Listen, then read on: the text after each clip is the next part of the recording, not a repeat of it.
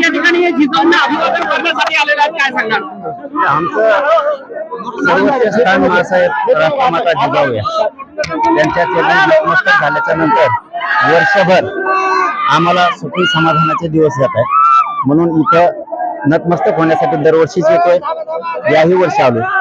या जिजाऊ जयंतीच्या निमित्तानं महाराष्ट्रातल्या आणि देशभरातल्या सगळ्या बांधवांना खूप खूप मनापासून जयंतीच्या शुभेच्छा देतो. सरकारच्या सध्याच्या भूमिकेशी तुम्ही सहमत आहात का? कोणती भूमिका? सरकारचं काय चाललंय? काहीच मिळाला ना. कोण कोणाचा उमेदवार आहे, कोण कोणाचा प्रचार करतो. आजच्या पवित्र दिवशी कशाला त्या घाणीचं नाव घ्यायचं? बरं, कार्यकर्त्यांना काय आवाहन करणार? शांतता.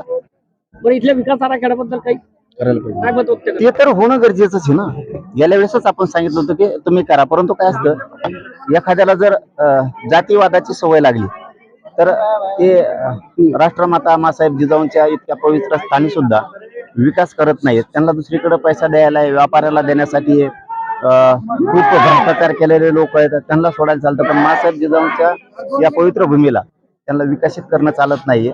सरकारने आणखीन तरी शहाणपणाची भूमिका घेऊन त्यांनी राष्ट्रमाता मासाहेब जिजाऊंच्या या पवित्र ठिकाणाचं विकास करणं गरजेचं आहे आणि त्यांनी करावा ही आमची त्यांना विनंती आहे. तुम्ही दिल्लीला जाणार आहे, दिल्लीला तुम्ही आंदोलन करणार आहे, काय तयारी सुरू आहे? आणखीन नाही, कारण ते आपल्याकडचं वातावरण आणि तिकडचं वातावरण थोडं वेगळं आहे.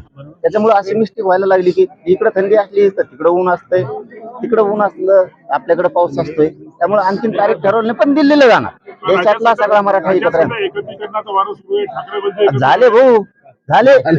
काहीच निर्णय लागत. कोण कोणाच्या पॅन्डल मध्ये उभा आहे ती, कोण कोणाचा विरोधक आहे काय. फक्त यांनी शेतकरी मारला, यांना फक्त यांना निवडून यायचंय, एकदम मोठं व्हायचंय. त्यामुळं लोकांनी शहाणं होणं गरजेचं आहे. आपली शक्ती आपल्या विरोधात वापरायची नाही. म्हणून मी हमेशा मराठा समाजाच्या सगळ्या बांधवांना पण सांगतो, आपली शक्ती आपल्यात वापरू नका. कुणी आपल्यावर काही बोलत असलं तर त्याला बिनधास्त बोलून द्या, परंतु आपण उत्तरं देऊ नका. त्याचं कारण असं की आपली शक्ती आपल्याला वायाला घालायची नाही. आणि मराठ्यांनी याच बरोबर एकही लक्षात ठेवलं पाहिजे, आरक्षणाला, आपल्या समाजाला विरोध कोणी केला त्याला आपलं मत जे असतं किंवा सहकार्य जे असतं ते करायचं नाही. चळवळीत कोण काम करतं याच्याकडे सुद्धा लक्ष ठेवलं पाहिजे. नसतं लोक हसतात नंतर. आपल्या माणसाला केलं पाहिजे. समाजाला विरोध करणारा, समाजाच्या लेकराच्या आरक्षण विरोधात करणाऱ्याला कधीही आपण सहकार्य केलं नाही पाहिजे. त्याची जागा त्याला दाखवली पाहिजे. या मताचं मी आहे आणि ते समाज करेल सुद्धा. महाविकास आघाडी आणि महायुतीमध्ये मराठीच महापौर होणार, पण मात्र मराठ्यांच्या ज्या खरंच मराठ्यालाच डावला जातो, मग मराठी महापौर कशासाठी? नाही, आता ते काय, ती जत्रा आहे आणि त्या जत्रात त्यांना काय सुचत नाही. त्यामुळे काय कुणी झालं आणि काय झालं तर आमच्यात काही परिवर्तन होणार आहे का?